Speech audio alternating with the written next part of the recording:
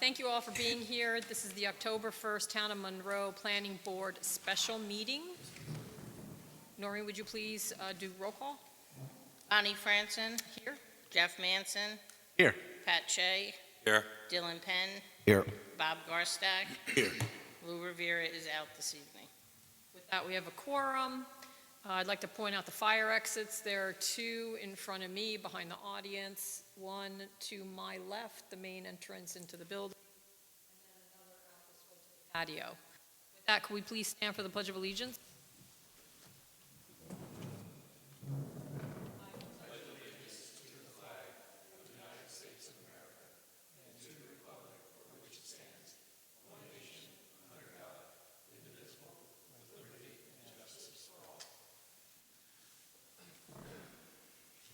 All right, first item on the agenda is Monroe Commons. Everyone's seated here already. If you would just introduce yourself for the record, and then we can jump into this. Do you want to introduce the team or everyone introduce themselves? Oh, you could do it. Good evening, Madam Chair, members of the board. As you may recall, my name is Daniel Richmond with the law firm Zarin and Steinmetz, here on behalf of the applicant. Also here on behalf of the applicant, John Dahlgren from Tim Miller Associates, Ken Worstead, Creighton Manning, for the project's traffic and parking, and Mary Davis, project architect with Gutvan, and Mark Seamer should be with us via Zoom, the project's engineering consultant. I missed him. Mary Davis from Gutvan. Right, so we did receive an email earlier, which I believe are those updates. Did you want to, I guess, how do you want to proceed? Did you want to discuss the updates at this point in terms of the architecture or anything? We may have obviously a couple items to discuss. Elevations based on the comment. Mike, please. If you want to address that, I mean, then we want to go make sure there's enough time. I know you have to leave at 6 o'clock to go through the resolution. Yeah, and I think as we go through the resolution, we can bring up whatever comments we may have as board members. So we're doing that efficiently. So why don't you give us an overview? Okay, so good evening, everyone. I'm Mary Davis from Gutvan Architecture. I'll be sharing with you our new 4-story mixed-use building designed to enhance community engagement and provide essential services. This project brings together shopping, working, and recreation to create a vibrant environment for both residents and visitors. The building spans 424,394 square feet and stands 49 feet 4 inches tall. Let me walk you through the details. On the first floor, you'll find a large grocery store and mall area, both designed for easy access and smooth customer flow. There are 3 main entrances. We have the grocery entrance, which provides direct access for shoppers, the 2-story mall entrance, which connects the first and second levels, and the office lobby entrance that serves as a dedicated access point for office tenants. The loading area is divided into 4 zones that include 3 bays for small delivery trucks that will process the grocery deliveries, 5 loading bays for larger trucks that will deliver supplies to the building, 1 loading dock for garbage compactors that will handle the boxes and garbage for the entire building, and 1 loading dock for the retail tenants to provide easy access for deliveries to be transferred to the basement storage areas. Each retail space at the front of the building has its own entrance for enhanced convenience and visibility. The second floor is entirely dedicated to retail storefronts, offering a variety of shopping options for the community. We have 2 ground level entrances on this level. The secondary mall entrance, which is located on the left side of the building, as well as the back office entrance that provides easy access for employees from all parking areas. Moving up to the 3rd floor, we offer a mix of professional office spaces and medical facilities. There's convenient access to both the medical lobby and the hotel lobby, making it easy for visitors to navigate the building. The 4th floor combines private offices, hotel rooms, amenities, and a large executive suite. The hotel features 71 rooms, including standard rooms, suites, executive, and platinum suites.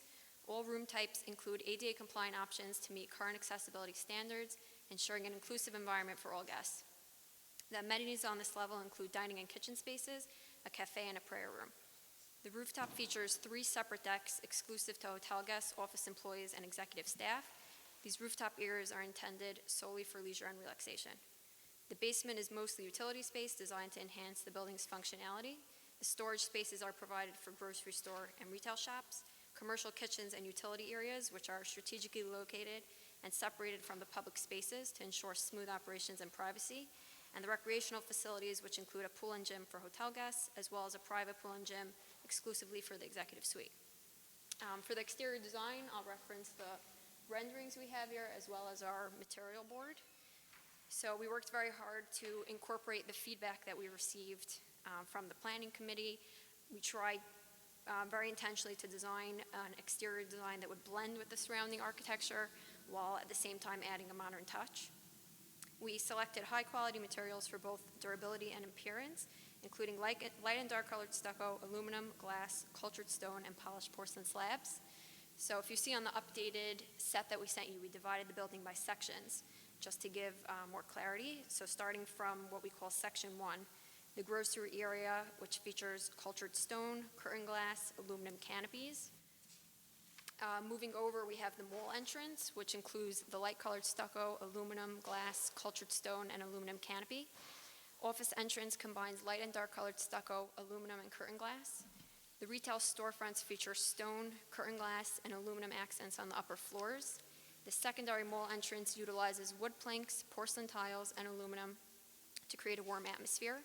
Moving towards the back of the building, we have the retail, office, and medical areas, which feature dark-colored stucco, porcelain tile, aluminum accents, and glass to maximize natural light.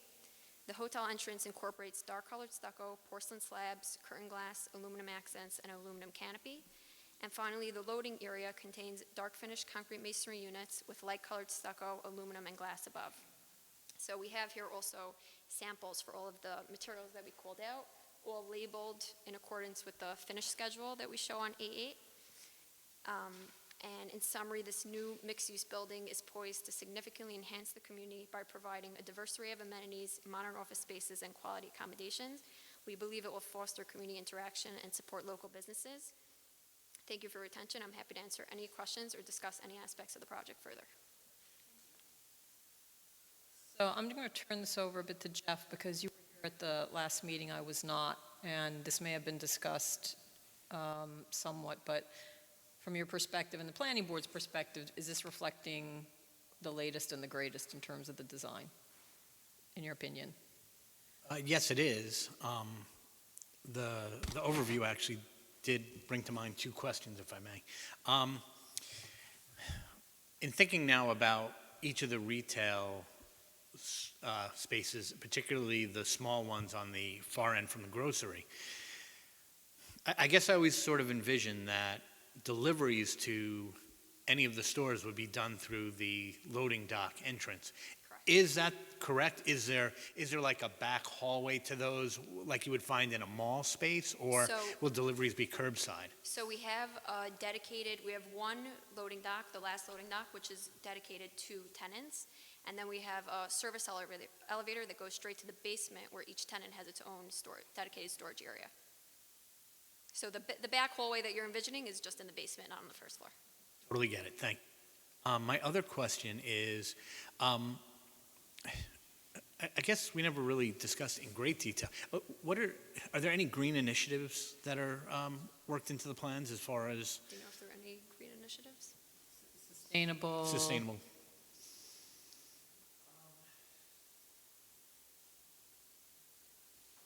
John Dahlgren here.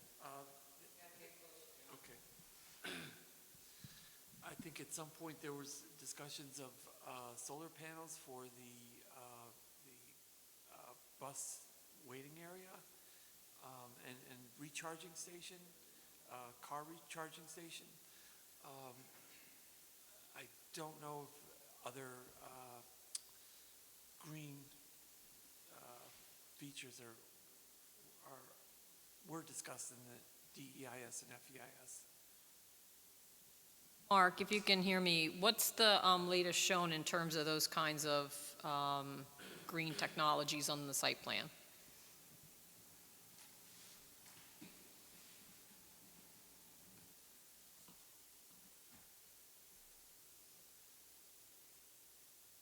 Mark? Mark, you're on mute. Mark, you're on mute.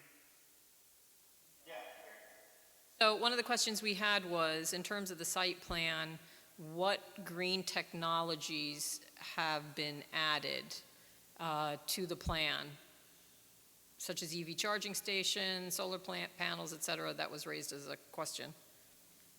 Okay, I haven't been hearing you talking that whole time, so I didn't know if it started yet. Oh, sorry. Yeah, we were having some feedback issues. Okay, well, I believe that,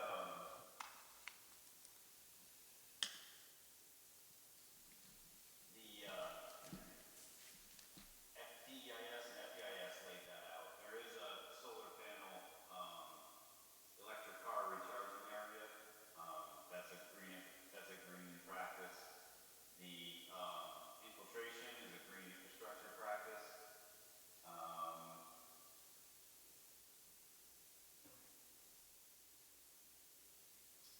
I don't know what else is actually shown on the site plan. We don't have solar panels on the roof because the rooftop is being used for active space. Isaac, I don't know if you want to We have land bank add. parking.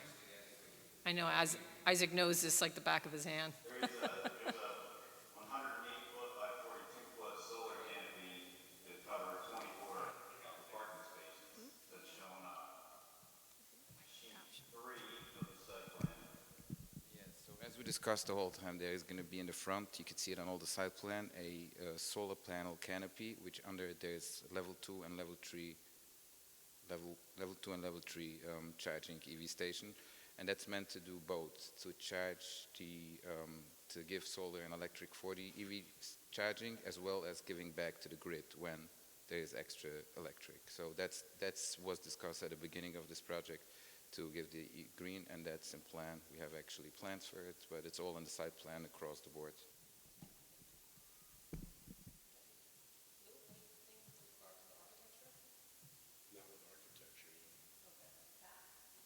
No questions.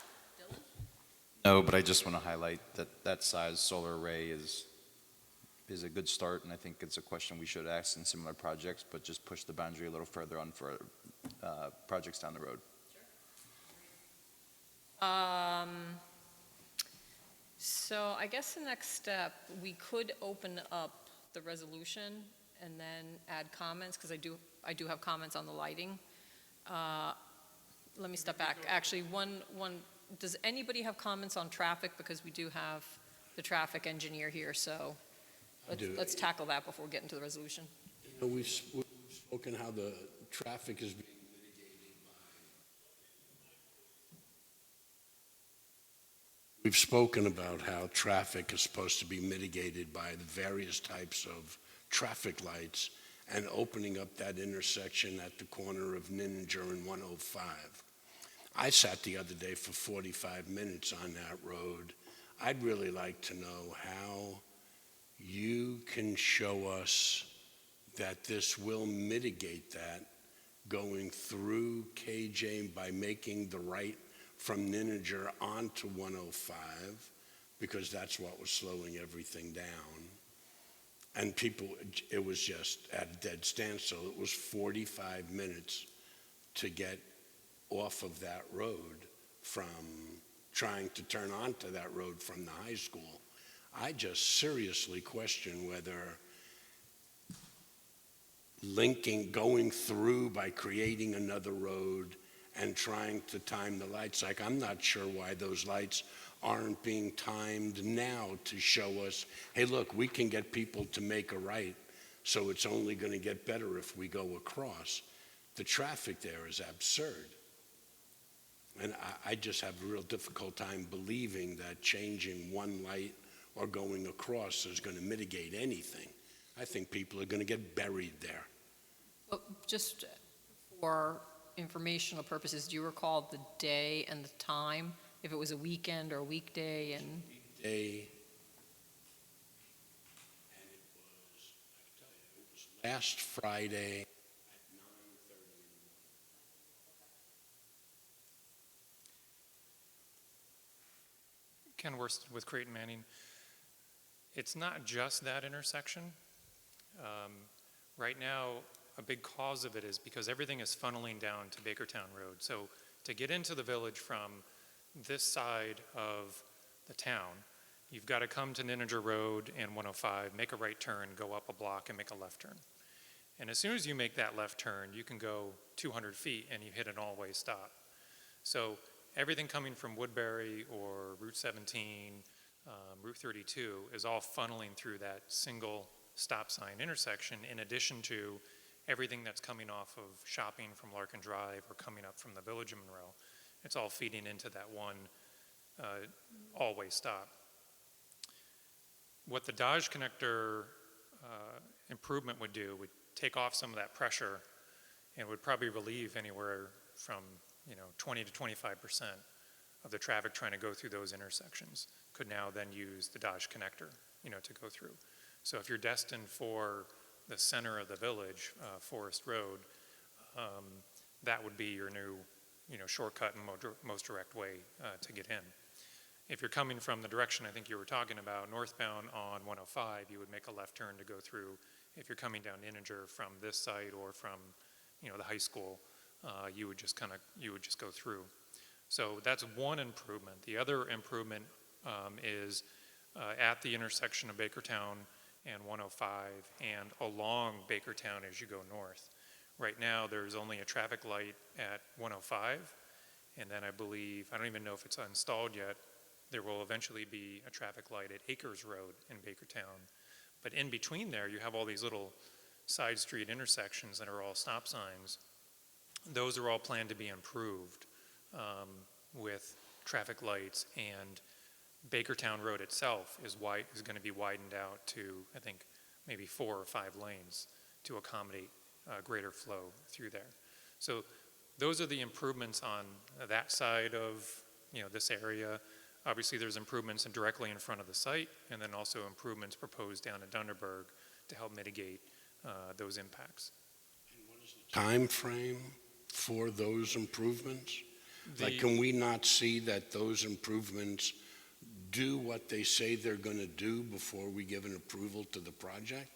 Because if those, the ones that where it exists now, were to be put in place, we can go, okay, the rest of this is going to work. Because it's all supposition up until then, other than the fact cars sit on those roads what seems like forever. Yeah. Clearly it isn't, but when you're just sitting there with nothing to do, it seems like you're there forever. Yeah. Time goes much slower when you have nothing to do. It would probably be a 2 to 3 year process to wait for everything to happen and then to see if it's working. However, I say that, but the village is looking to put the Dodge connector out to bid this year and to have construction next year on that. The traffic improvements for Bakertown Road are already in the hands of a contractor. They have been waiting on Orange and Rockland to move utility poles out of the way because there's conflicts with traffic signal poles and span wires and all the electric and whatnot up there. Those poles have been just moved recently. Surveyors have been out there to check the wire heights, and we're now looking at comparing those to the actual signal designs to confirm that is there a conflict or does there need to be any redesign. So that's all in the process right now, but the contract for that has already been let to a signal contractor to start that work. They will need to go through ordering poles. That in itself is a 6-month process to get the drawings and have them reviewed and then to manufacture those poles. So any of that is going to be probably, even if that work were to get started now, we'd probably be looking at summer of next year before those things start coming online. It isn't happening now at this point.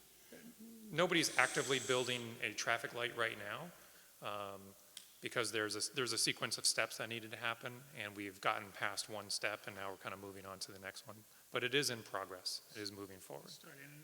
Again, the traffic for the project was thoroughly reviewed in the GIS, FEIS, and ultimately in the SUCRA findings. And the findings commit us to a series of mitigations, which, as you know, more than mitigate the project's impacts as SUCRA requires, as the planning board's determined. The work on the central to this project and also to the east would be built subject to approval, obviously of the board approving the site plan and then Orange County approving all the design plans and issuing the permits for that. And the timing of, or expectations for when those improvements are going to be made are tied to, I think, the certificate of occupancy or other key steps in this process, which we. Right, the mitigation, the project wouldn't happen until the mitigations are in place. Just a question, talk about these projects, traffic. When are we expecting the traffic to that area? Talking about 3? I think Isaac could probably best answer that, but I think it is a couple years to prepare the site, build the building, get it occupied, and it's going to be a process. Okay. Again, the mitigation measures need to be in place before the project gets. Right, okay. Yeah, as they keep explaining, I mean, I was hoping we had a bigger plan, but we as MCR... Speak into the mic, please. Okay. We as Monroe Commons actually are in process of working with the county on all of those mitigations that he was just mentioning. As Ken was explaining, that I would say it as a flow of water, when you block the flow of water coming in, and you have more water coming in, it does make a difference, and it spills out somewhere. So if you don't have where to spill out, it gets stuck and you get the blockage. So what we were working, all those mitigation that is being discussed here over the last few years are all to actually do that before the building is open. So yes, the plan is to finish this building in about 3 years, hopefully starting construction soon, and then about 3 years. Those mitigations are, number one, binded to the CO, as well as in progress now working with the county to eliminate certain blockages of certain mitigations that are done by others, but to simultaneously work together with us. For example, the Dutch connector, there is certain discussions about expediting things and working together. So actually, I would say it here that not only that the Monroe Commons project may not be adding more traffic, but because this project is so concerned to everybody about the traffic, we have actually spent with Ken a lot of time with the county to make sure that all of those things are happening now, so our mitigations are binded with others that are happening at the same time, which he explained, which part of it is that, opening the Dutch, and as well as turning into Bakertown, as well as other turns into 105, if that clarifies. Thank you. Madam Chair, I just know you said you had a hard stop at 6 o'clock, and I know there are a bunch of items we want to go through in the resolution.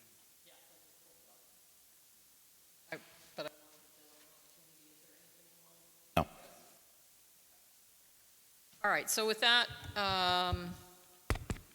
can you hear me? Yeah, okay.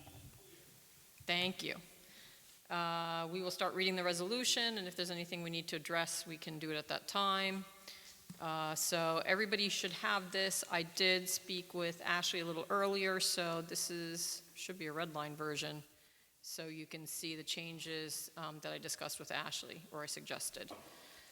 So Monroe, and I'm going to paraphrase so we can go through this more quickly. Monroe Ninninger LLC applied for approval of a site plan and issuance of a special use permit and local wetlands disturbance permit. The project's 4 stories, approximately 407,819 square feet. I suggested changing it from mixed use to multi-tenant because mixed use often, and especially in planner language, means residential, and this is really a multi-tenant commercial building. So I suggested that revision. Along with the parking and associated improvements, and then there's a recitation of the amount of floor space and how it's going to be used within the building. Made some minor edits with regard to the language with the service for Orange County Sewer District. I asked Ashley just to add reference to the fact that this also involves another parcel that's in the Village of Woodbury. So that language has been added in blue, you can see up there. And then I and just up at the front, wanted to reference the amendment upon which the application relied, and then the discussion is farther down in the resolution. So again, property involved, Ashley just added a few sentences about the other properties that are involved, either through direct disturbances or through easements that may be necessitated to accommodate the project. It's in the HI Heavy Industry Zoning District. There's a recitation of the plans we relied upon. I just wanted to make reference to the accepted DEIS and FEIS and then the adopted findings statement, since there were multiple iterations of those documents, so, yes. Should I, Yeah, so we're on page 3 if you want to, well, so is that actually going back to the first page, if I might? okay? We just need to clarify, I think there is a typo with respect to the size of the building, and I know this was carried over in the DEIS, but we have had plans before your board for, since at least December 2023, that show this to be approximately 424,000 square foot building gross floor area. The net area hasn't changed. All the uses, as John can speak to, have been studied, but we just want that clarified at this time. Again, it's been consistently shown at the site plan since at least December 2023. What's in the finding statement? Taken straight from the findings, so if it, the findings reflected the 407, and then there's various breakdowns that stem from that as well, so. So the breakdowns don't change. You're saying the overall total? Yes. Gross floor area. The 407 was carried over from the DEIS, and it's in the findings. So that was a typo, and we just noticed it in looking at, comparing this text with the site plan. The site plan has the 424, I've got the number here. It's 424,709. 709. And all the uses that were identified and discussed, the breakdown in the FEIS and in the findings are accurate. Oh, 427,709 is what you said? Yes. Okay, and then, but you're saying that the references to hotel spaces, office, et cetera, that is accurate? Correct. Okay, so the additional square footage may have to do with like hallways and storage and other things? That's correct. Yes. The total gross floor area is 424,719. And I double checked all of the other breakdowns and they're all correct. All right, so I'm sorry, could you repeat that for? 424,719. Okay, thanks, Mark. And just to, also on the first page, wanted to clarify that, Into the mic, please. sorry, we also wanted to clarify that the breakdown of space on the third and fourth floor, it's not as neat that the third floor is just exclusively the hotel room and the meeting room, because the lobby is actually on the third floor, but it's part of the hotel rooms on the fourth. So if we could just say the third and fourth floor will contain, and again, then no changes to those square footages. So to then lump the third and fourth together? Yes, please.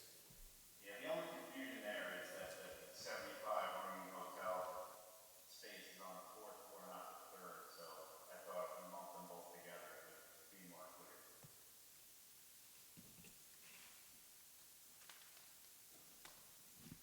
All right, but again, spaces isn't changing, it's just, because I know we have a multi, depending on which side of the building you're on, you might interpret it differently what floor it's on, I guess. That's correct. You can actually leave it the way it's written, but you have to change the 75-room hotel to the fourth floor. The rest of it is correct. It's just the hotel. But the lobby is on the third The floor. hotel lobby, the 2,096 square foot hotel lobby is on the third floor. But the 75-room hotel and meeting space is on the fourth.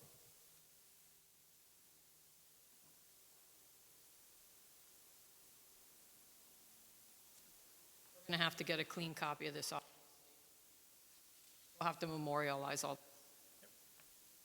All right, Then we're good through page 3 where I understood you were. okay. So page 3. 4 just continues to recite the different sheets of the maps. Now, the lighting plans, we just received something today. Is that updated from what was submitted in earlier, Isaac? So the overall plan is the same, but Jeff and the board asked me at the last meeting to add, first of all, incorporate and turn on the lights in the front of the building, the facade, so you could see it with all the canopies, because it was dark at that point, didn't have all the lights turned on. So I had the engineers basically redo the plan and incorporate that. The second thing that the board asked me at the last meeting is to add the roof lighting that was there, the bollards and all the other lighting, and make sure that it's a dark sky. So that was basically incorporated and added everything. And there's notes on page 9, a note that it's a dark sky. So it was, again, it's the same as we had last meeting in January. We didn't change that.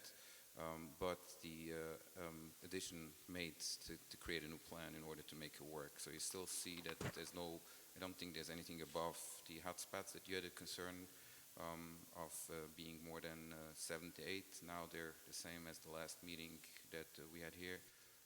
But those were added and obviously created a new plan, incorporated all of that. So we'll talk about the lighting, because I looked at it, I'm still seeing levels at 7, et cetera. 7 was okay at the hotspots. You said don't exceed 8. That's what, at the point, we couldn't, I mean, that was the best. I mean, you didn't want to see anything above. We had 12, 18, so we brought everything down below 8.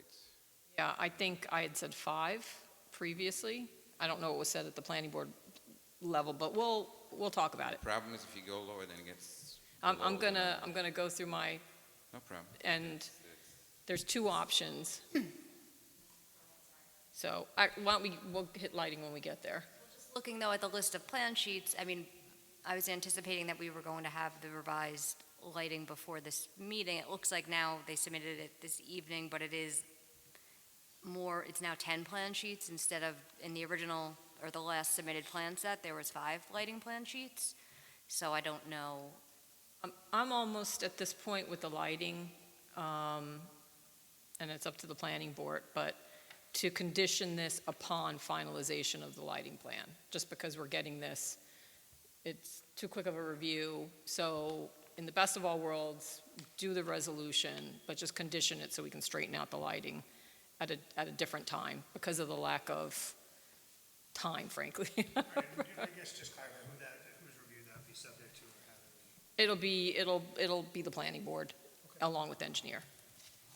All right, so the history. And should I be taking out those lighting plan sheets since those are going to be separately approved from when I list the plan sheets up there? Let's talk about it when we get to conditions. History, public hearing, seeker, page 5, anything do you have? We have nothing, Madam Chair, until, I guess, about page 10. Okay. Lead agency is Town of Monroe. We determined that there might be a significant adverse impact. We pause-decked it. There was a scoping process to outline the DEIS content. Then it recites the EIS procedures. There's a discussion about the public hearing being held. Then a discussion of the FEIS and the notice of completion. So this was highlighted. Planning board received no comments from agencies of the public during the FEIS consideration period. I just wanted to confirm, there was any during that 10-day period. I hadn't seen any, I just highlighted to confirm with Maureen. With regard to some of the DPW comments from the county, did any of those come in during the comment period? Those were all before the FEIS was accepted. Okay, so those are. This is the 10-day period between the Oh, FEIS between and the FEIS findings. and the findings, got it. Okay. I don't recall any. between FEIS and findings? No. Okay. Zoning amendments, then this goes into the discussion of the zoning amendments. And that ultimately, once the finding statement was adopted by the town board, they enacted the zoning text amendments and it was filed with the Secretary of State. GML review, Orange County issued reports and they were advisory in nature. GML 239NN was referred to the various communities. GML 239F, it was referred to the Orange County Department of Works, Public Works, and we know that they have their comments. And then it gets into the findings regarding this site plan and special use permit approval. I guess if we could perhaps jump down to the lighting waivers, because I did receive in Isaac's email from this evening indicating that the lighting waiver is not as set forth in these findings, so that's something we'll need to discuss with respect to the 25-foot poles. Before we get to that, just a minor change on page 10, just a minor change. Where you have, planning board makes further specific findings regarding the hotel use, 57 to 13L. In paragraph 5, just where you talk about the amenities, there is a fitness center and that's been shown in the basement too. We just want to make sure that's recognized. So a fitness center. Yes. And I'll add that the fitness center was part of a note in the finding statement also, or FEIS for certain. All right. And Ashley, we'll talk about the lighting or? So we're on page 11. Anything about the wetland buffer? Any comments on the wetland buffer language that's highlighted in yellow? No, that's fine. I wanted the term mixed use changed to multi-tenant, commercial. All right, this is where we get into the waivers, but, so I think perhaps all of this can be held until we finalize the lighting plan separately. Because then we could do the waivers at that time. Well, I think we should do the waivers Or- now, but again, I would suggest having the waivers now as part of a complete. I would prefer to do it resolution. all as one, and Yeah. just, because it's going to be, I think, just confusing and make it have two separate, resolutions, one for the lighting, one for everything else. And I would also note that this is just, if you approve the resolution, except for the lighting at tonight's meeting, the clock for when they have to start satisfying conditions is going to start now, but it's already going to be, you're already going to have to be waiting until the lighting's done. So I don't know if My only, it might make sense to hold off until your October meeting. so my only concern with, so I don't have an issue with the waivers, but then the narrative that gets into the total of 9 and 6 25-foot poles, et cetera, that could change. I don't know if it's changed again. So the waivers themselves, It has definitely changed what's in here. right, Poles that are over 25 feet. So I don't think you'd be able to act on the waivers without a finalized lighting plan. all right, let's go through the rest of this and then figure out our path. Okay, so then it gets into public improvements. So I'm at the bottom of my page 13. I think just on the public improvements, the inclusion of central and sanitary waste disposal, we think that should be, that's going to be subject to a DPW bond, my understanding, so.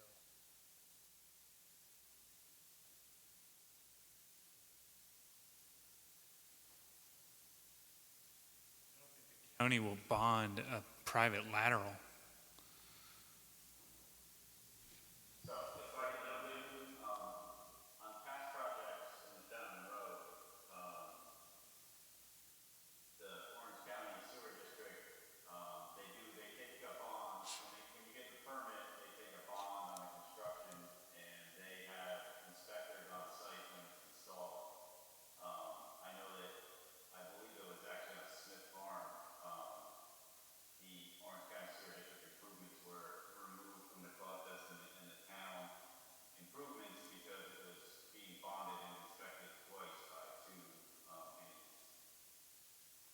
That was for the main install, correct, Mark? Not the private lateral? With regards to Smith Farms? I believe it was the whole thing, at least of the stubs.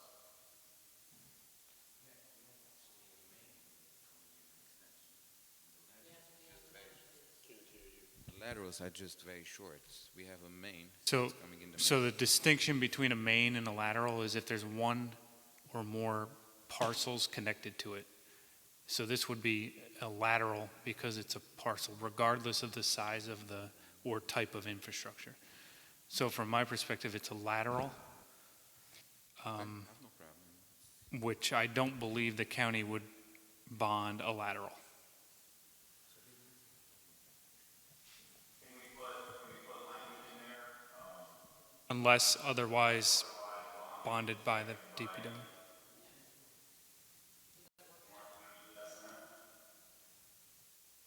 Does that language work?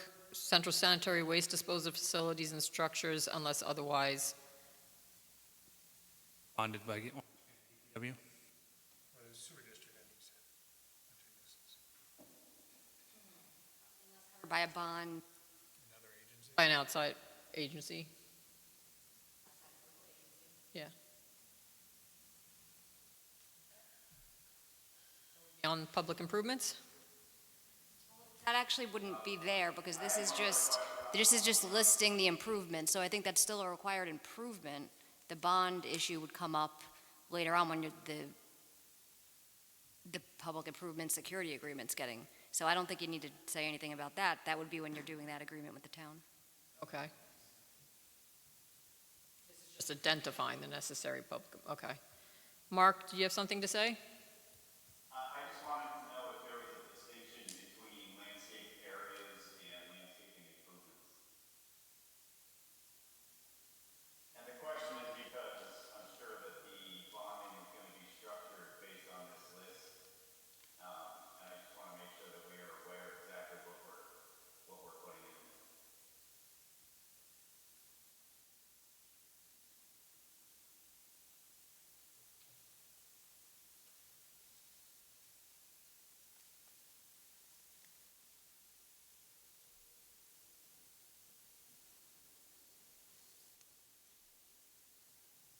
So Mark, just to, landscape areas versus landscape. Yes, there's two separate. Landscape areas as may be required to screen or buffer all portions of the site from adjoining land so as to avoid creating noise and harmful visual effects, and then landscaping improvements. So I don't know how they, landscape areas and improvements. Strike areas and just do improvements. Or do you want to just put on one line, landscaped areas and improvements? Yeah, then you're not differentiating.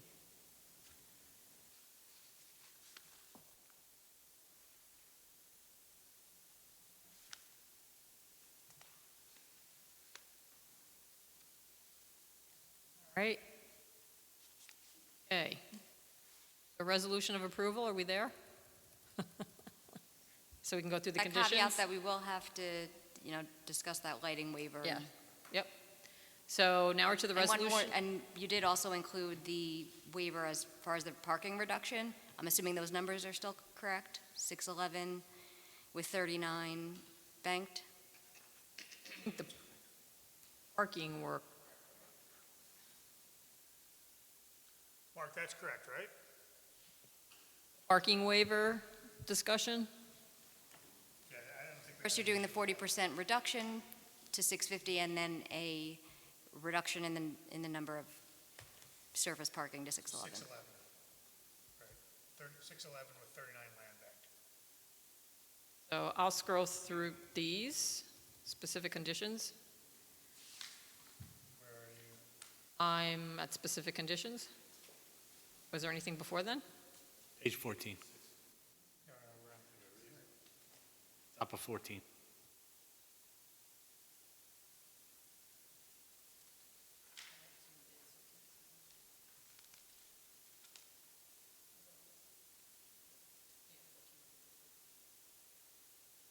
All right, so I'm going to start reciting these.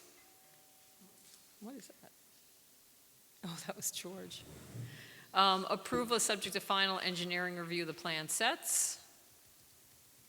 Noting deficiencies, 17th September 2024. Comply with the seeker finding statement. Prior to the signing of the plans, they all have to be signed and sealed by a licensed design professional. Prior to signing of the plans should be revised as follows. So there are a variety of notes that are being added.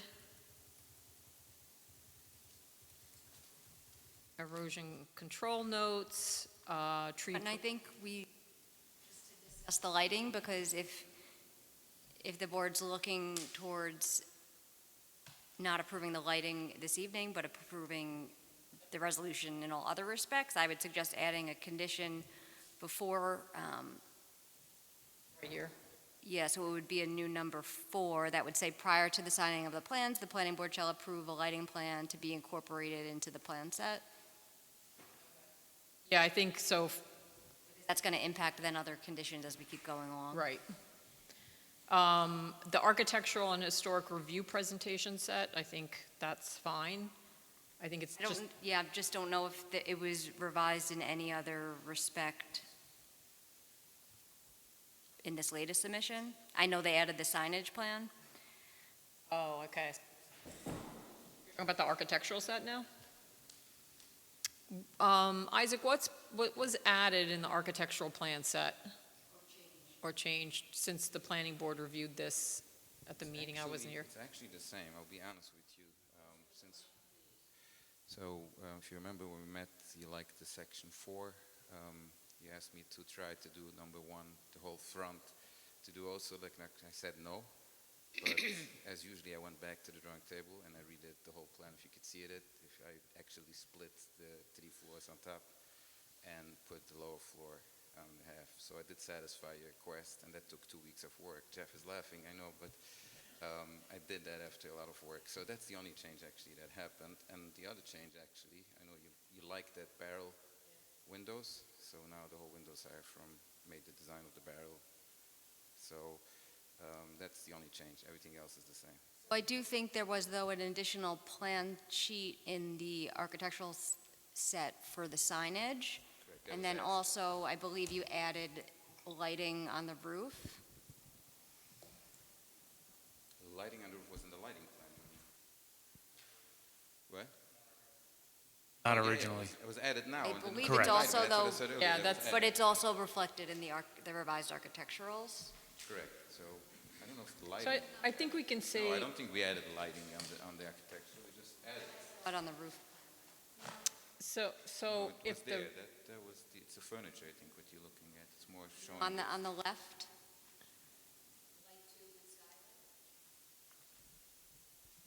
The light tube with skylights is just skylights at the roof that are, bringing light down to the 4th floor. It's not lighting. I think all things lighting will be, I would suggest then Contingent. changing this note C to say revise the architectural and historic review presentation set consistent with the approved lighting plan. That'll be something that has to be done, Yeah. to the extent there's any revisions necessary. if there are any changes. Okay. Tree preservation note. Revision dates, again, more notes. This talks about showing the roof deck lighting, floor plans, add map notes about the hotel. Prior to signing of the plans, applicant shall pay to the town parkland account a fee. Is it a parkland or is there a separate tree fund? That's where, It's called parkland? Okay. I just want to make sure of that one. Prior to signing of the plans, applicant shall file the following easements. So those are all the easements over the other various properties. I think just to clarify in paragraph A, that the proposed dry detention pond, that's not related to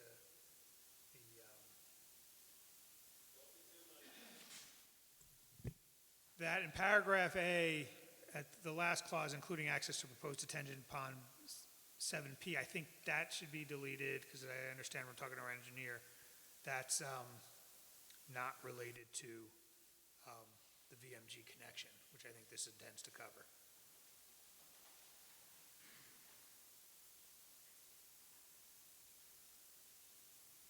Yeah, all access to the dry detention pond 7P comes off of the interior roadways, so I don't know what the easement for that would be. I think it says elsewhere that there's going to be like a stormwater maintenance agreement that would, I haven't seen this town's form yet, but I'm assuming it would give the town the right to access the facilities. I think this was more about access over other properties. But I think, Mark, correct me if I'm wrong, 7P, is that on our property? 7P is completely on our property, and And the access? Because this is, and water and sewer connections, including access to proposed dry detention pond 7P. And then there's another one to a dry detention pond FP. so the drainage system for Monroe Commons leaves a drainage manhole right at the property line of the lower VMG access connection for their drainage system to connect into our piping to send their drainage overflow to the wetland area. And I'm guessing that maybe that's what the reference is, but it's already at the property line, so I don't know what easement would be required for that. Trying to look at where,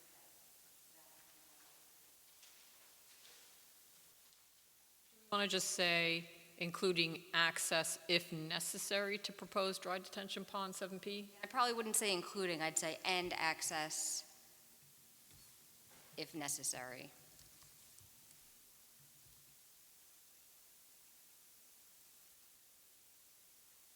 It would actually be access to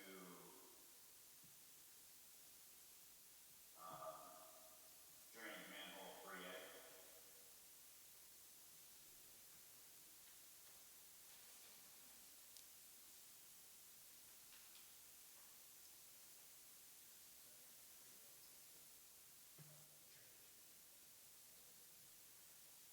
So we're taking out proposed dry detention pond 7P and adding drainage manhole 3A? Instead of dry detention pond 7P? Yeah, it'll say and access if necessary to proposed drainage manhole 3A. Okay. Where's? All right, moving on. Anything else with easements? Okay, other I agency. believe that was in the SWIP is where I think I got that Okay. from. I had to get it from somewhere. Other agency approvals, the Village of Curious Joel supplying water for the project, outside water user agreement. 8, prior to signing the plans, provide planning board written approval from the following agencies: Army Corps, DEC, stormwater discharge, and then DPW driveway permit. Madam Chair, that we do take issue with D. I don't think it was your intention. I think, as Ken can explain, Ken Worcester from Creighton Manning, getting the driveway permit and the highway work permit for all driveway improvements is going to take several months at least. I don't think there was the intention to hold off signing of the plans until we go through that process. So I don't have an issue of, from my perspective, of waiting on the highway work permit maybe till a later date, but I think the driveway permit for Ninninger Road entrance, you need to be able to start the work. Temporary construction one. Right. Right. Yeah. So maybe add in temporary construction permit for access. For access, yeah. Yeah, and then the highway work permit, utility permit, that could be done prior to building permit? Yeah?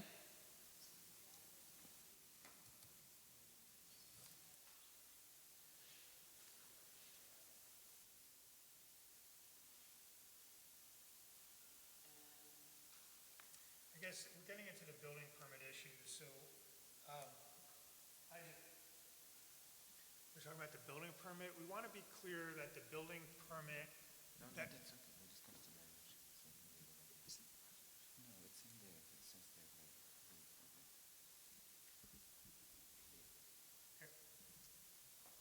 Then prior to issuance of a building permit, applicant should provide building department written approval from following agencies. I guess if we could just go back up though, so Sure. for that C would be Orange County, this is before plan signing, Orange County Department of Public Works, temporary construction permit for Nininger Road entrance. And what about the utility permit for the sewer lateral? Building permit, I okay. think that's for building permit, right? Agreed. Bonnie, I know you had a question about approvals from, the site plan approvals from the village of Woodbury and Kirstall should be before plan signing? Yeah, so again, the one I wanted to question was not I mean, we need to know that they've approved the plan for the grading, I think, before we sign. but that's going to take, again, several months. So again, if we could put that off as you have it written to a building permit, so we won't be able to build until we get that. But if you, my concern is that if they don't approve it, then there might be an issue with our part of the site. So, Grading. with the grading, right? There's an assumption that they're going to approve the grading, so therefore, you know, the design works based on the assumption of what the grading is in Woodbury. If they don't approve it, If Woodbury we does- shouldn't be really signing a plan. No, I was just going to say, if Woodbury doesn't approve it, we'd have to come back for site plan amendment. All costs. I could remind you, No, I think that after thinking more about that, I think that makes Yeah. sense. yeah, but if you remember in the beginning, we had their wall. Actually, there's some members that wanted a wall, the other members wanted, they added a grading. So if we get to the point which you don't think it's going to happen, we would just get back to the board here to just change it in case of worst scenario. But again, the building permit wouldn't be allowed to be given. The issue is just it's a lot of times that could take with Woodbury. So if we could have the building permit pending on that, I mean, worst scenario, it's not that the plan is not going to be valid, it's just that the back wall may be changing instead of a grading. I mean, there was a lot, if you go back, there's a lot of plans that were showing the wall. We eliminated the wall by doing the grading. So the only thing that were pending, remember that?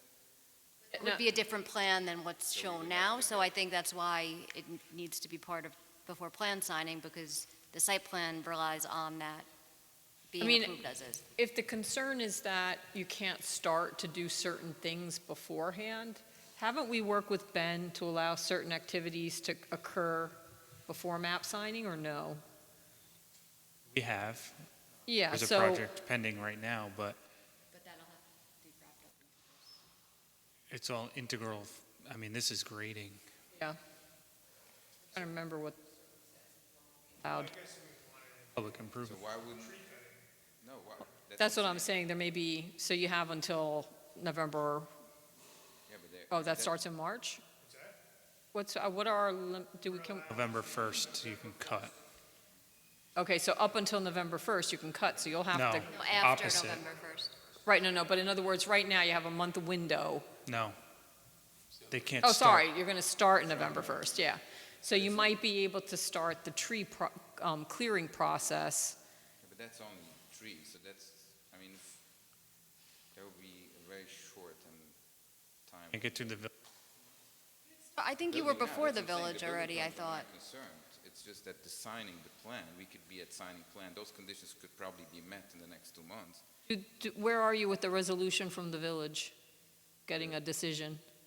Village from Woodbury, Yes. we went in front of the board, they were in favor, but we didn't continue going, being in this long process now. They were looking at it, their engineer looked at it, we're So- planning to go back right away. if the board could consider at an October meeting allowing a permit to be issued by the building department to start clearing November 1st.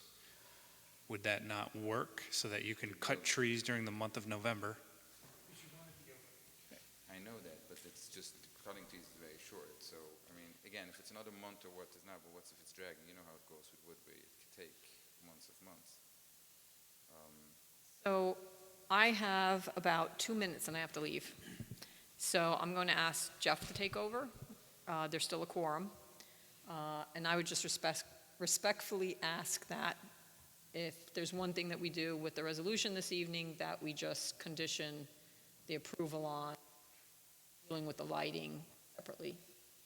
That's my request, but I'm not voting at this point since I have to leave. So Jeff's going to take over so we can continue the process. If I may ask in the 2 minutes, if you could just outline the issues with the lights, so we could at least, because according to my collection, we have addressed most of them. One of the, I just want to say it in short, the light poles that were added, some of them were in order to drop. If you remember, we had the meeting to add light poles, we added, and I said we should, I mean, we Yeah, had so- that discussion, we added so- because of that. I had talked with Jeff or texted with Jeff a little earlier, and so the question is, what are your concerns about the lighting? And as I expressed, I think 4,000 is high. But then I indicated, okay, let's talk about reducing the foot candles, and I didn't quite see it on the September plan that was submitted. Was it September 19th or August 19th? Which was the one you had mentioned, Yeah, the the lighting? last one. September. That was actually there, all the, Right, lighting. so I looked at it, and to me, they were still high, and then, so now there's another lighting plan, and I didn't have time to take a look at it No, to see what I'm happened. okay with leaving the lighting plans to Yeah. the side. Shouldn't drag long, but I just want to add the concerns since I mean, the poles were added, which Ashley just brought up, were added in order to satisfy the hotspots in order to drop them, and then we discussed that we should add lights. And you may have dropped a lot of them, I just see, when I opened it up, I saw a few, Yeah, so. you'll see, most of them are not, I don't think there's anything above 8. So just, I'm sorry to interrupt, but only because in part I have to leave too. Anything above 5, even 5 is considered high if you look at literature. So that's why in the best of all worlds, I'd like to be at 5, but it also can be an average. So on average, you may actually be lower, but I didn't see those numbers. So I don't have enough information There's an yet. average of 5, would that satisfy? It should be lower, but again, I think this needs a little bit more Will be lower discussion. Because will be lower. One last thing before you leave, the sites surrounding this property, we actually got a hold of O&R and all the surrounding properties, including Woodbury Junction, they all are 4 to 5 and a half, I think 5 or 6,000 Kelvins. So there isn't in this whole area any development, residential or commercial, that is less than 4,000. Just that information, I think, is an important piece of information, which we actually got a hold of all this actual cut sheets or models, and they're all above that. So when you drive on Integer and you go through all of them, including VMG, including Integer by itself, if there is any lights, they're all 4 and above. We could share that info. All right, thank you. Mark, I have to leave, so perhaps Jeff can pick you up, or Ashley can send, or someone else can add Mark to the discussion, because I have to close out my Zoom.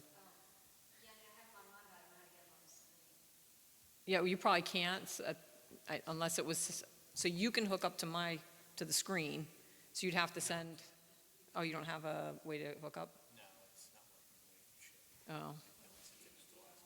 Sorry, Mark. Sorry. Goodbye. So how are we connecting, Mark? Mark's on Ashley's. Because Jeff is taking Is he over, unmuted? Yeah. but Jeff can't, for some reason, you can't connect to the HDMI, or what is it? Yeah, it's not working the way, I gotta put that. Actually, if I do that live, but what we can do is.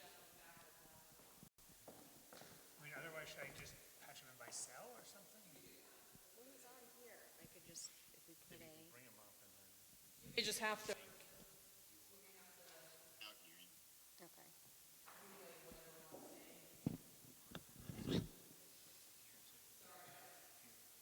Oh, do you want to do that? Let's see if Mark can talk to us. Mark, can you hear us? Yes. Can you hear? oh, I'm just stating, I'll state for the record, because I'm not going to be here, my vote, if I were here, would have been yes, with the condition I'll let John.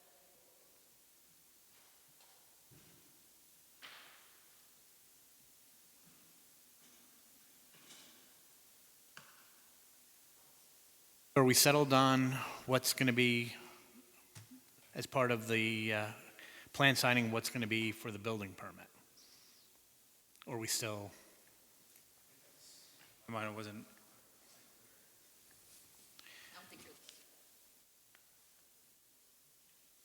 specifically the Woodbury Planning Board. Yeah, it was my understanding the board Approval. wanted to move that up to plan signing. I guess Mark, is Mark still on there? Yes. Mark, can you explain your comment on 8C on page 17? and just, I think we Well, reviewed Mike, that and- already.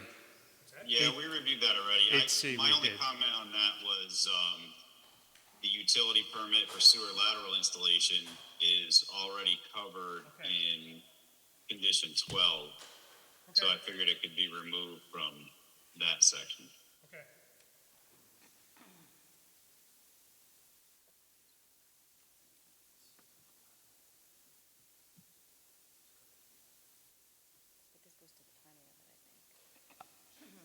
for me, the question really is, prior to getting the approval for the clearing and grading in Woodbury, what are the items that you'd like to be able to do prior to that you feel would have it make more sense to be part of the, not part of plan signing, but part of the building permit?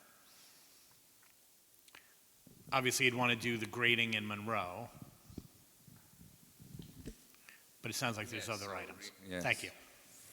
Yes, so realistically, I mean, everything takes time. Winter job is there isn't a lot that's happening, but it depends on the winter. So it's mostly going to be grading and installation. That's good. That's better. Okay, thank you. I have to do it through earbuds, and I can't always make you out. No problem, Sadi. Thank you. So it's mostly work that's going to be site work and getting the property in grade. So that's why I pointed earlier that it's not, if the site's approval would be pending on something that Woodbury needs to allow, then it would be an issue, which I believe at the board, to actually let it sign. But there was on the plan other ways. We just preferred to go that route.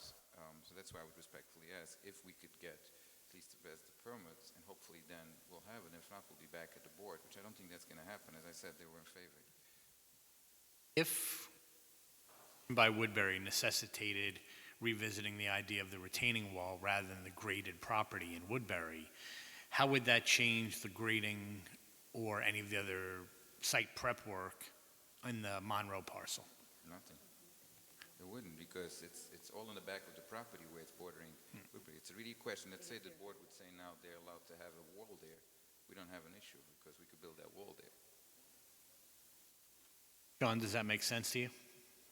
Based on what we've reviewed in the So- past with that? And- Yes, if the board recalls, early iterations contemplated a 45-foot tall wall within the rear of the property. The wall's installation, since it's right at the property line, would require some type of clearing and/or grading within Woodbury in order to install it. Specifically for the tiebacks behind the wall in order to make it structurally sound. That being said, I'm not sure that action would require Woodbury approval. Just a temporary access easement with the property owner within Woodbury. But at that point, the temporary access easement requirement would be handled by site plan amendment resolution by this board. Which we'd have to do anyway in relation to, now we're changing it. Changing the to site go- plan. To go back to the wall anyway. So Correct. it would all be part and parcel of that. We're not issuing building permit until that issue is resolved one way or the other. But would it allow some of the base level infrastructure, the work proposed in this, in the SWIP to go Grade- forward on. rough grading Mhm. and infrastructure work. I mean, for me, that makes sense. I'm comfortable leaving that for the building permit rather than requiring that prior to the signing of the plans. But I would like to get the rest of the board's opinion on that. Dylan? Aligned. Pat? I agree with it. Bob?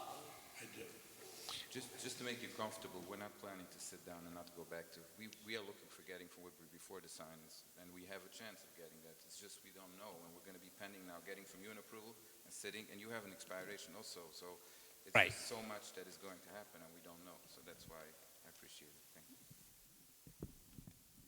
That makes sense to the board, and the board is comfortable with that. Okay.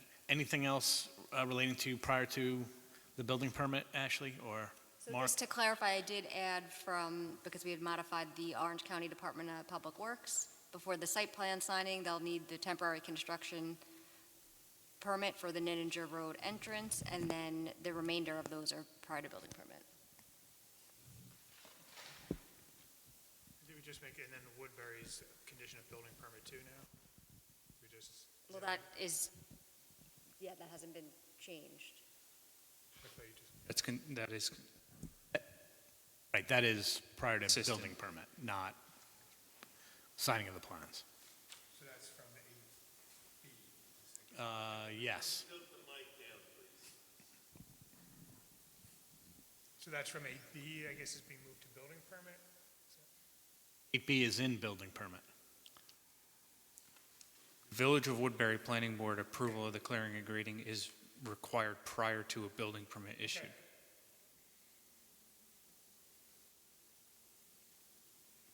Okay, number 9 talks about the issuance of a building permit other than permit for construction of the foundation and structural steel. That's integral to the site grading that the building department will provide, that the applicant will provide the building department with written approval from Orange County Department of Health for the water main extension and backflow preventer, and written confirmation from the Orange County Department of Health and the Village of Curious Joel that Village of Curious Joel has adequate water capacity. The traffic mitigations identified in Section 3G, including widening roads, adding lanes, addition of traffic lights at the property's eastern driveway, shall be implemented in coordination with the Orange County Department of Public Works.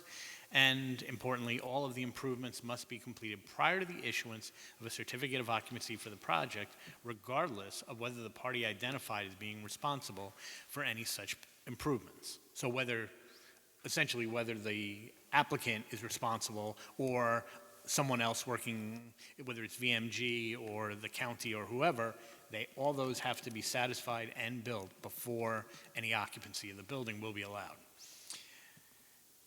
Approval is subject to review and approval of connection to the sewer district operated by a central sewer system by the Orange County Department of Environmental Facilities and Services. Same thing with prior to issuance of certificate of occupancy, that they'll have the approval of that county agency. Applicant should comply with all terms and conditions set forth in the application, permits, and approvals by all outside So agencies. just one, I think so. We should get a letter from DPW, right? Saying that yeah. So just to add into that condition, that it would be the Orange County DPW that has to sign off on the completion of all those. So all of the, we should confirm with Ken that all of it's under DPW's jurisdiction. and Ken, that's all under DPW's jurisdiction? Yes. Correct. Ken's here, not here. I'm sorry, Ashley, So I would modify that you're on number language. 10? Yes, my numbers Okay. are a little different now because I had moved things around, but What was it one time, number 10? at one time, I believe it was. So all of the improvements must be completed prior to the issuance of a certificate of occupancy for the project, regardless of the party identified as being responsible for such improvements. And let's say proof. All of the improvements must be completed to the satisfaction of the Orange County Department of Public Works.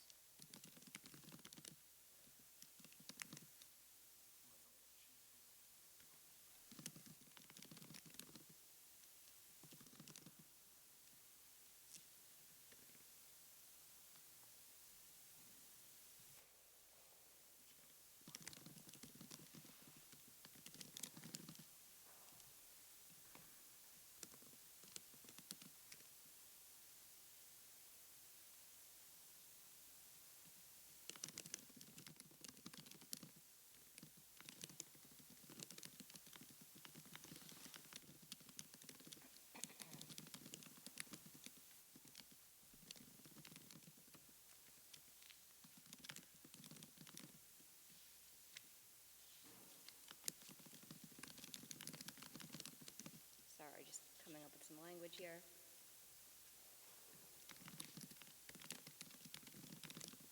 So all of the improvements must be completed to the satisfaction of the Orange County DPW prior to the issuance of a certificate of occupancy for the project, regardless of the party identified as being responsible for such improvements. The applicant shall provide the building department with written correspondence from Orange County DPW memorializing their acceptance of the traffic improvements prior to issuance of a CO. So, acceptance?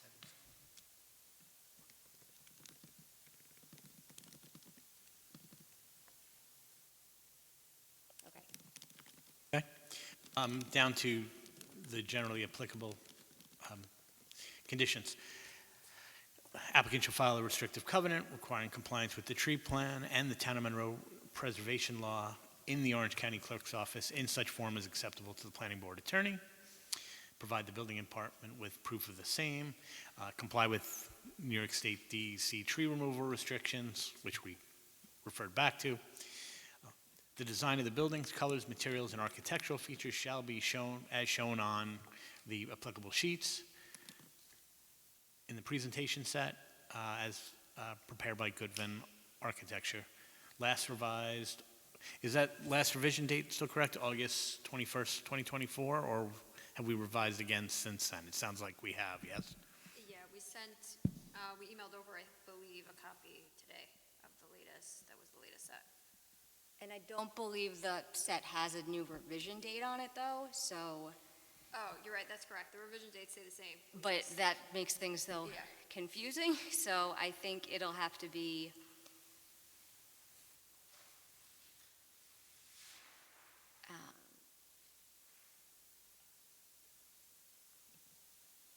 as reviewed at the planning board meeting on such and such date, and we'll need to get a set of these plans with the new revision date for today.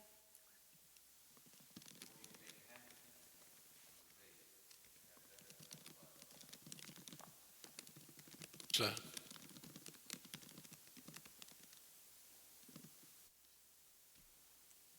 And I would also add in that notwithstanding the foregoing, prior to the signing of the plans, the architectural and historic review presentation set shall be revised to consistent with the lighting, color, temperatures, and fixtures specified on the approved lighting plans.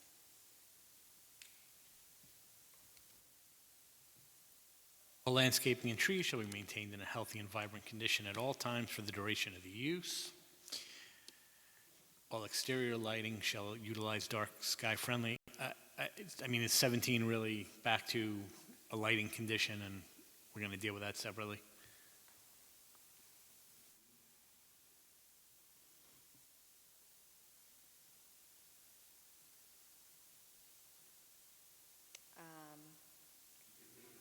Yeah, this is a pretty general one. I think, though, as far as the color temperature, if that's something that's not yet been approved, Right, but we maybe can't, just take that out, and the lighting, I color, think temperature we will at be, least need to take that out, But because so that's that- still, from the first sentence, we'll take out and shall not exceed 4,000 K, and keep the rest in. can we not deal with lighting as a separate entity altogether? Because we're not there with lighting. I That's think- what you're gonna be doing. that's what we're going to do. But these just general conditions as far as the lighting that'll be Right. ultimately on the approved plan. Any rock encountered during construction will be removed by mechanical methods such as ripping. In the event any blasting is required for the project, all blasting operations will be strictly controlled and conducted according to all applicable regulations. At this point, blasting is not proposed as part of the project and would require a visit back to the planning board for a blasting permit. Or is that building? That's Building permit. Sorry, building separate- permit. A separate blasting permit separate issued blasting. by the building department. Thank you. And Jeff, if we could just go back to that lighting condition, I think I'm Sure, going sure, to sure.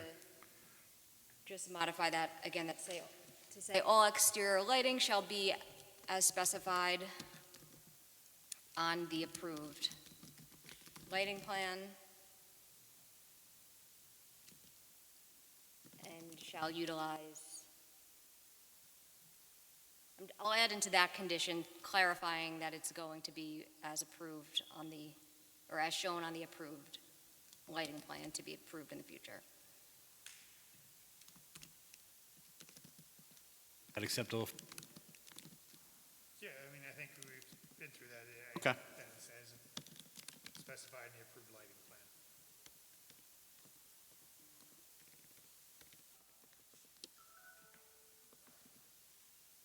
Project shall not withdraw groundwater from the property. They're going to close and abandon any existing on-site wells. Not use pesticides, herbicides, inorganic fertilizer for landscape maintenance. Applicant shall only use de-icing agents in pedestrian areas. Residual de-icing material should be removed from all pedestrian areas following the end of the corresponding application season. Applicant shall not store petroleum or hazardous materials in the proposed commercial building, and no underground or above-ground storage tanks on the property. Applicant shall use tracking pads at the construction entrance and wash vehicle tires in order to lessen the tracking of soil onto an Integer Road and nearby roadways. All imported soil shall be transported to the property in accordance with all New York State requirements. Prior to commencement of construction activities, silt fences shall be installed, down gradient of all areas where land disturbance is anticipated, and it's going to comply with Town of Monroe Chapter 44 Soil Erosion and Sediment Control. All trucks using the truck delivery area adjacent to the south side entrance of the mixed-use building, opposite the adjoining VMG residential building. No disturbance of the property is. I apologize. Sorry. No, in paragraph 26, I know the chair, actually, I don't know if you want to handle this as like a search about the mixed-use term. Just, the chair had raised an issue about using mixed use, which he thought, I'll just add this southeast side of the building. yes. Thank you. Well, I'll go through and do, Let's agree that anywhere that we've used mixed use, we'll replace that with multiple tenant throughout. in that one sense, I think just the building is fine, but I'll Right. go through and it'll Right. either be just building or multiple tenant building. No disturbance of the property is permitted beyond what is shown in the approved site plan. All vegetation outside the disturbance line shall be reserved. No CO shall be issued until all improvements in landscaping is complete. The accessory storage areas in the building shall be restricted to storage that is accessory to the uses approved. The building includes 3 roof decks, 2 of which are for general use by office personnel and 3rd by hotel guests. There'll be no food service or events on the roof deck. Applicant shall use private solid waste and recyclable contractor to service the project once or twice a week. Can I ask 2 questions? Please. At the end of paragraph 25, you added a line. I'm just trying to. Closer to the mic, please, Dan. At the end of paragraph 25, there was a line added, all exported excess fill shall not be placed unless all jurisdictional permits and approvals have been obtained. That's just until we've, I guess, received all the outside agency approvals. Is there something else? No, so the driver there is, should the excess fill be disposed of in a different municipality, and that municipality either has a clearing and grading permit, or the disturbance triggers a SWIP, then that excess fill should get those permits prior to placing it there. All right. And then paragraph 31, I didn't know if you were keeping in the last sentence, just because we've been very the last sentence of paragraph 31, there was a line that all roof deck lighting shall utilize dark sky compliant bollard style or wall mounted fixtures. Again, I don't know if you wanted to. So I was,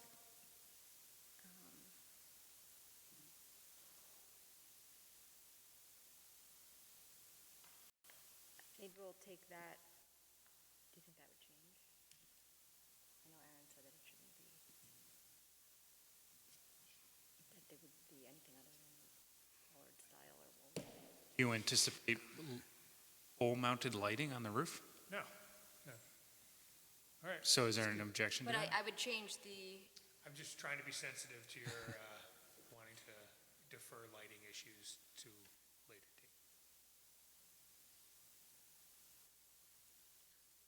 date. think that's a comfortable with the standard, language. I think Yeah, that's a okay. I'm okay with But that. I would change that next sentence to say, "The details for the roof deck lighting shall be specified on the lighting plan to be approved by the planning board prior to the signing of the plans."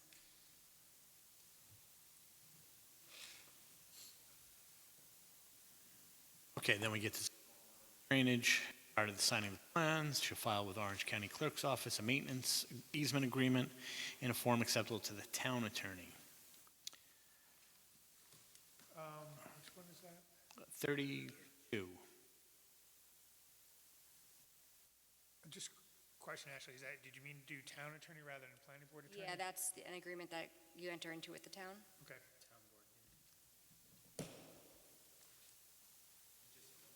We have a new one. We have a new Standard form agreement. for that. Thank you, Sean. The applicant shall comply with the. Hello? No. New York State DEC Speedy's general permit for stormwater discharges from construction activity and approve SWIP for the project. Approval relies on drainage study and other evaluations by the planning board.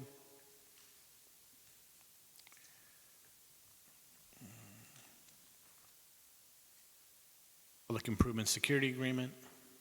Applicant shall issue a Public Improvement Security Agreement in a form acceptable to the town board.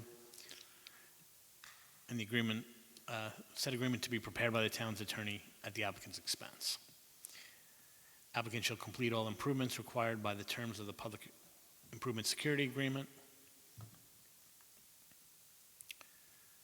The applicant shall furnish performance security, restoration security, inspection fees, maintenance guarantees for all public improvements and landscape pursuant to the terms of the Public Improvement Security Agreement in the amounts determined by the town board upon consultation with the town engineer.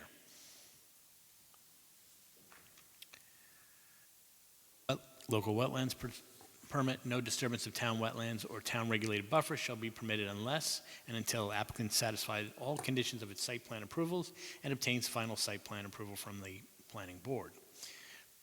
Applicant shall furnish performance restoration security for the work authorized by the local wetlands disturbance permit. Applicant shall furnish a certificate of liability insurance listing the town as additionally insured in a form satisfactory to the town attorney to cover damages which may occur to the wetlands or wetland buffers. So what's the difference between the security for the wetland restoration and the insurance? Just occurs to me. I mean, what insurance would we have?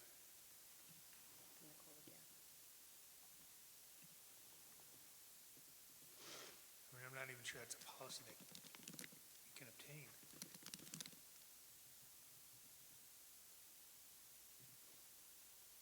And again, wouldn't it be covered under paragraph 40?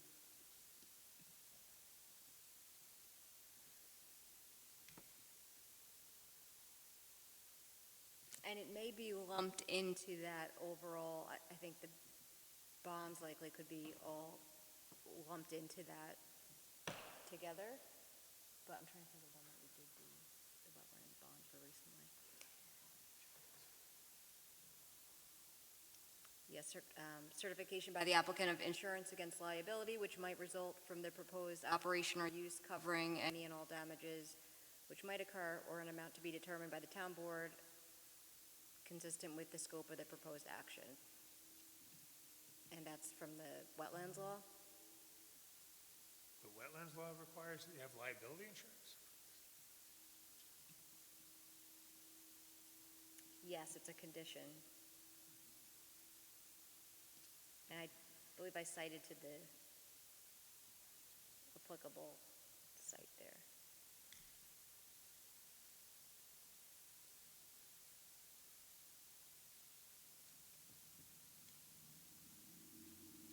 It's 56.7F2. And I could add that into the,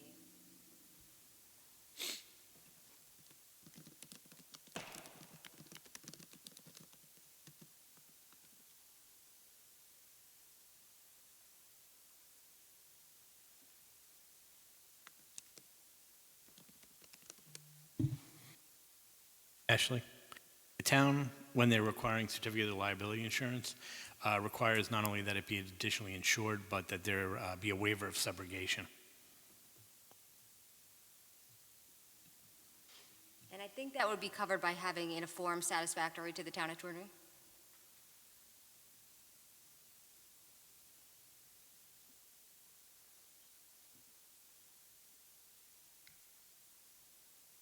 Okay, this wetland permit is valid for a period of 3 years from the date of the final site plan approval. Work is to be complete in timeframe as and for 1 year for good cause. Local wetlands permit should be transferred to new owners or applicants of the property so long as the conditions and plans as approved remain unchanged. It's conditioned on the applicant's compliance with the planning board standard requirements for delineation of wetland boundaries for planning board applications. This local wetland permit allows only disturbances to the local on-site wetlands and the 100-foot wetland buffers as shown on the plans. No further disturbance is authorized. Applicant shall implement wetland mitigation plan and invasive species management plan to improve the existing wetlands area and its functions.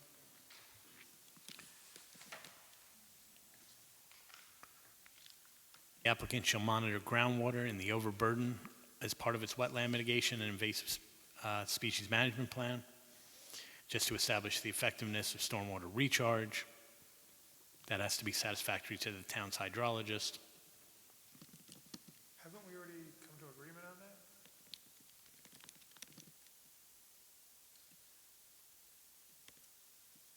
Ask that again? Paragraph 47.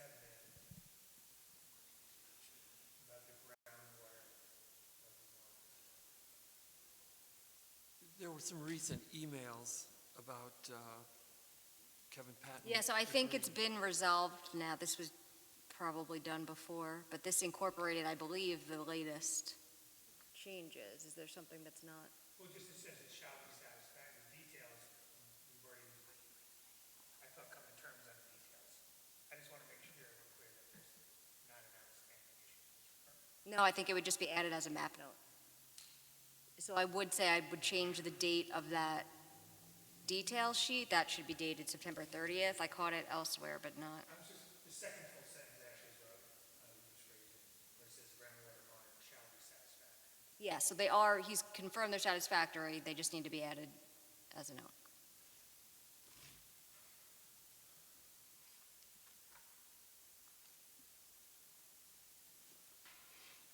Paragraph 44, the delineation of wetland boundaries, that's just a standard, I guess, delineation note. What is it?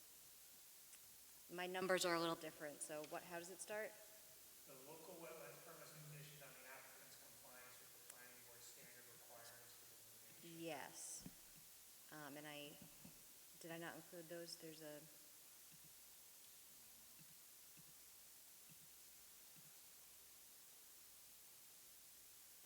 up there?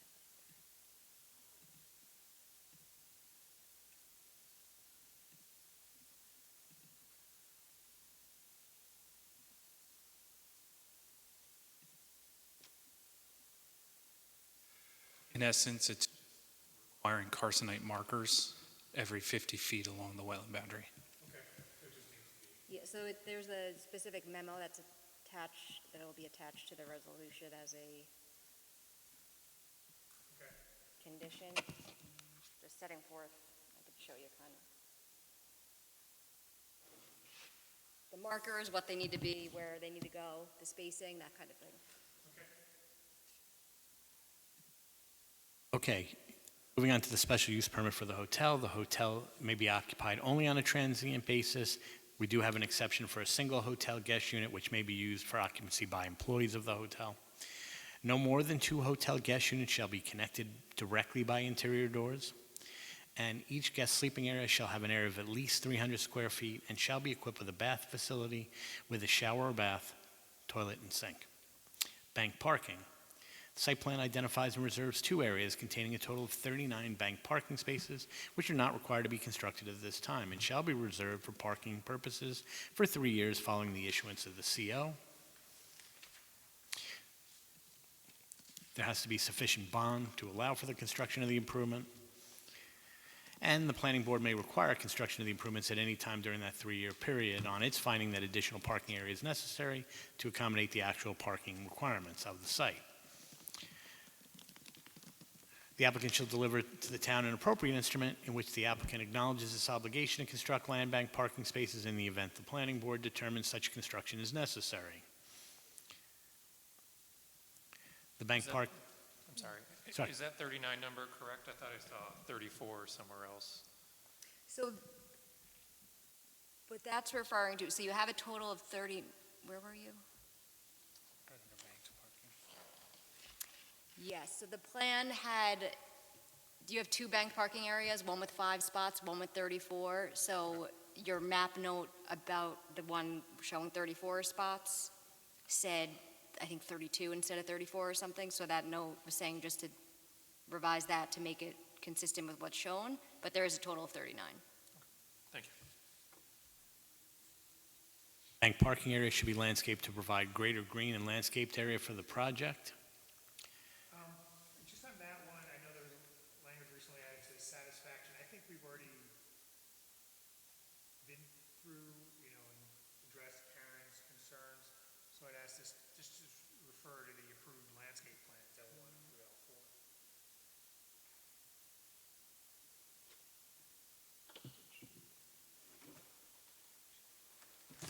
Primary area of bank parking is the area on the far end beyond where the loading docks are, correct? It's what I would refer to as the little parking, pocket park down at the end with the gazebo and the water feature.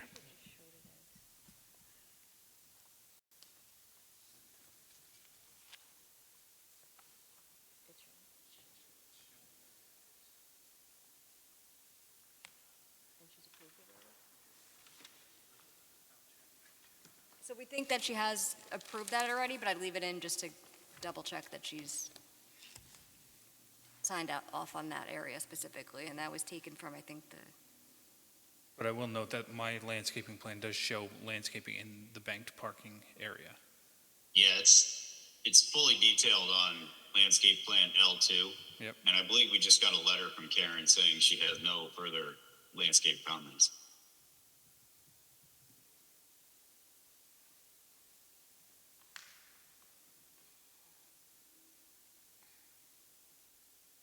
Did on Thursday, September 26th. So can we, rather than leaving it open-ended, we just,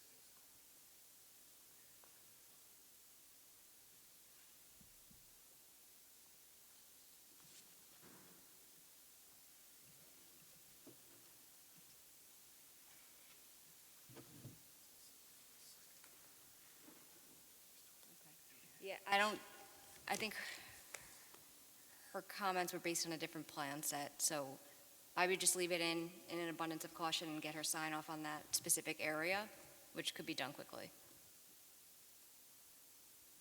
I just. She references a revised plan set September 2nd, which is after the last submission to the board. But Mark, nothing was changed since September 2nd. I mean, Well, my plans are dated August 29th.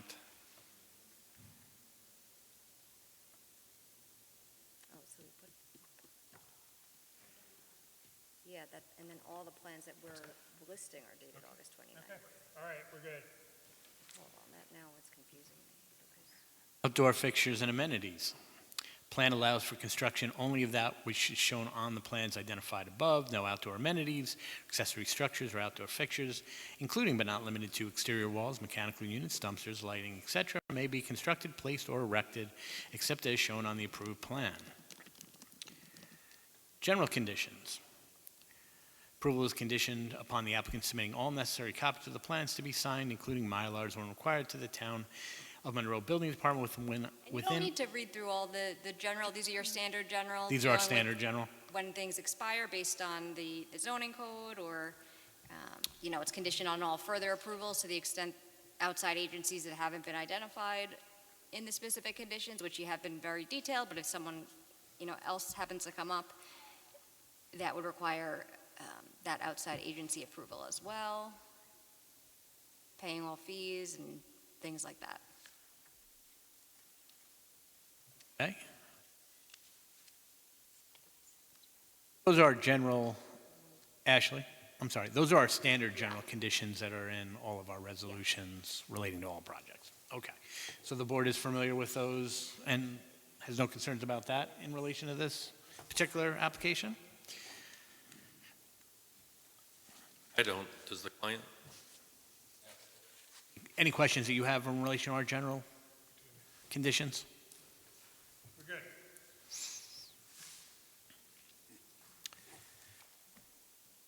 Okay, then if there's nothing else, I'd like to make a motion at this time that the planning board accept this resolution for site plan and special use permits as laid out in the resolution we've reviewed this evening. And wetlands permit. And wetlands permit, thank you. May I have a second? Second. Noreen, can I get a roll call? Bob Garstack, The only way I could vote positive on that is if we've all agreed that we're going to keep the lighting issue completely Yes, separate that's and been, deal so with the it. lighting, there's some spots in this resolution that reference lighting. It's just to set forth what's going to ultimately have to be shown on the approved lighting plan, but the lighting's not being approved this evening. That's going to have to be approved at a future meeting. So that's a condition. Before the plans can be signed, this board has to approve the lighting plan, which will be submitted based on, the comments that you've been making on the lighting. So in essence, it will require further action by this board in order to approve the lighting. Jeff Manson, Aye. Pat Shea, Aye. Dylan Penn. Aye. Thank you very much, members of the board. It's been a Thank you. Thank you very much. work with you on lighting.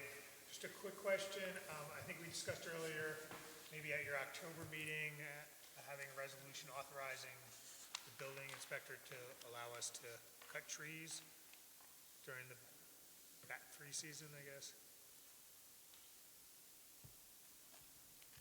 I defer to the attorney who prepares the resolutions. Well done. When's their time? It's November through March, right?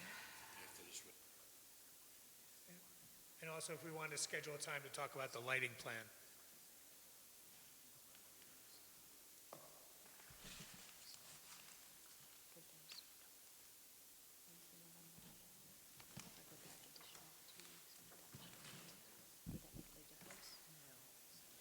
Yeah, do you think, so the tree clearing can start November 1, the board's first meeting in November is November 14th. Would that 2-week period make much of a difference? That's fine.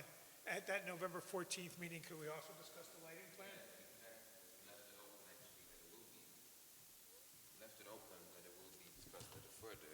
I would like to put at least a process. So if we come back to the board, is that basically that, we have submitted the plans. I don't think there is any changes from us to submit an addition unless we could have a meeting, but we're good with this plan. My suggestion would be Bonnie was looking for an average of less than 5-foot candles across the site. So I'd suggest prior to the submission deadline for the November meeting, submit that average for the site. So what I'll do is I'll have the engineer take an average, and if it does meet that below 5, then I'll just have him write a letter that it's average. But this plan could be, if not, I'll just submit a new plan. But I don't want to have last-minute plans for the engineer, so I'll just make tomorrow sure if I could get that the average. I'll make the calculation, send it in. Yeah, that deadline is October 31st, so you have 30 days to get that, so. Okay, that's good. So, yeah, if we could schedule it for November, then we would be back, and you could look at this plans that we just submitted now. I think that would work for us. That would work, yep. Just for the board to know, one of the things that we discussed at the meeting when we had that when you take off hotspots automatically lower, as further you go away from the poles, you have additional spots that are getting too low, and as we discussed, safety and other things that are, so it's like a catch-22 as they call it. So that's what we tried playing, and we dropped it from, actually there were 17, 18 numbers of candlelight hotspots, and we dropped it to less than 8 now. So yeah, I'll try to satisfy that point of average by just having a calculation, which I think it's going to meet it. But other than that, I have a hard time seeing how we could adjust both and without adding way more poles, which I don't think is a benefit to what we have here. So that's in general the comment. Anything else? I think that's it. I think we're looking forward to seeing you in November. We're looking forward to seeing you in November. Thank you very much. Thank you very much. Thank you. Appreciate Thank your you. time again. It's a great project. I appreciate it. Thank you. Thank you, Ashley. Good night, Mark. Good night. Good night. I'll take it, I'll take it. Have one? Do you know what this means? Is this like the transfer? We have something else to quickly go over, Yeah. I'll take it. I think. I don't know, I think we might get some kind of.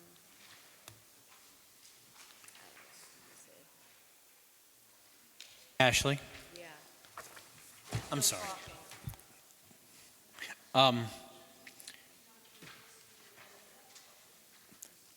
I know we had an intention to review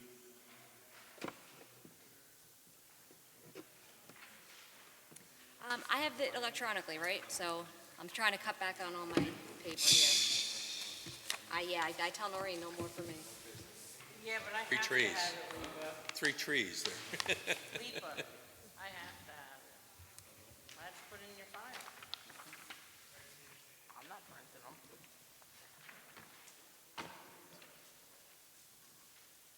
what is it that's on the agenda in relation to the tree plan? What needs to be accomplished? So I had sent around a proposed report from the planning board and redlined revisions to the law. Some of those, I had some questions for Bonnie still, so I don't know if you want to review and then just anything that's outstanding that I wasn't sure what she was looking for, we could take out. I don't know if she's had a chance to review it. But we really can't move forward on that without Bonnie, because it's really questions on some of the recommendations that she made so that we can clarify that.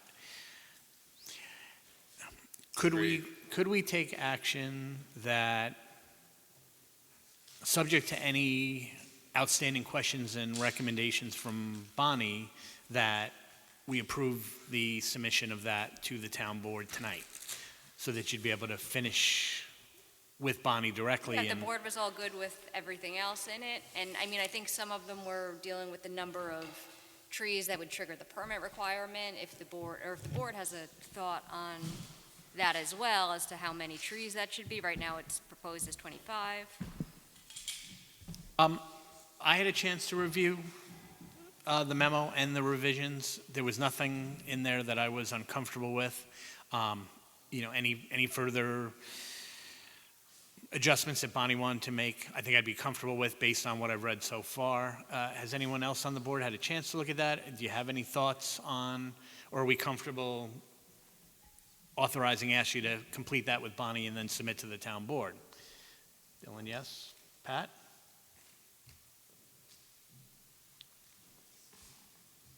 No comment. Bob? Ask that again. Sure. The other item that we had for tonight was to review the memo that Ashley prepared on our behalf, as well as some red line revisions to the tree plan code, law that's being provided to be revised. And what's really outstanding at this point was Ashley had some questions about Bonnie, about some of those comments that she had provided to Ashley. I'm comfortable that based on what I've seen so far, any other minor revisions that Bonnie recommends on our behalf, I'm comfortable with. So the question is, are we ready to authorize Ashley to move forward, finish anything with Bonnie that she needs to, and then submit those comments on our behalf so that the town board can consider that for their review of that law? I think we should just wait, personally, I think we should just wait for Bonnie in case she's come up with anything else in her head. It's another couple of weeks. The town board, Yes. This would allow, if you wanted to approve a motion to authorize me to finalize the planning board report and redline version of the tree plan law in coordination with Bonnie. That way it will incorporate, her final comments on those few areas we were waiting on. Right, the question is, Or if you want to have an opportunity to discuss those with her, then that would be not until. or to have Bonnie answer those questions for Ashley and for her to resubmit the documentation to us for our review prior to approving it being submitted to the town board. What's your comfort level on that? I'm pretty comfortable with that. My feeling is that, if Bonnie has made the red lines in that tree improvement or tree plan, then I'm fine with it. And on to the, What would be an appropriate motion for this action? So a motion to authorize the planning board attorney to finalize the planning board report and redline versions of the tree preservation law in coordination with the planning board chair. Would somebody like to? I apologize, but I've been out because of personal things. I haven't had an opportunity to read through that nor see what Bonnie's made for red line changes, so I'm going to have to beg off of that because I'd be voting on something that I'm not familiar with. Should go ahead. I would suggest, Okay, would somebody like to make that So motion? moved. Thank you, Pat. May I have a second? Second. Thank you. Noreen? Aye. aye.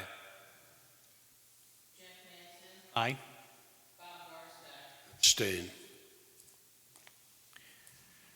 Okay, and with that, if there's nothing else, I'd like to make a motion that we close this meeting as I have another meeting starting now. Second. Thank you. All in favor? Aye. So moved. Thank you, gentlemen.